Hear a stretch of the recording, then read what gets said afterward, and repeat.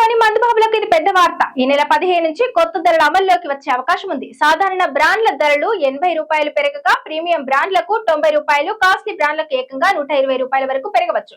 తయారీ, రవాణా ఖర్చులు పెరగడం వల్ల ధరలు పెంచాలని కంపెనీలు ప్రభుత్వాన్ని కోరుతున్నాయి. అయితే బీర్ ధరల్లో ఎలాంటి మార్పు ఉండదు. ఈ ధరల పెంపునకు సంబంధించిన ఫైల్ మరో 2-3 రోజుల్లో ప్రభుత్వానికి అందనుండడంతో ఆ తర్వాతే తుది నిర్ణయం తీసుకుంటారు. ఒకవేళ ఈ ధరల పెంపు అమలైతే రాష్ట్ర ఖజానాకు నెలకు సుమారు 130 కోట్ల నుంచి 150 కోట్ల వరకు అదనపు ఆదాయం సమకూరుతుంది. ఇప్పటికే ఈ శాఖ లైసెన్స్ దరఖాస్తుల ద్వారా 2869 కోట్లు, షాప్ లైసెన్స్ ఫీజుల ద్వారా 1770 కోట్లు వసూలు చేస్తోంది. ఈ ధరల పెరుగుదల వల్ల తెలంగాణకు ఆంధ్రప్రదేశ్ మధ్య ఉన్న ధరల వ్యత్యాసం మరింత పెరగవచ్చు. దీనివల్ల అనధికారిక మద్యం రవాణా పెరిగే ప్రమాదం ఉంది. కొన్ని ప్రత్యేక బ్రాండ్లను వదిలేసి ప్రజల ఆంధ్రప్రదేశ్ మద్యం వైపు మొగ్గు చూపే అవకాశం ఉందని అంచనా వేస్తున్నారు.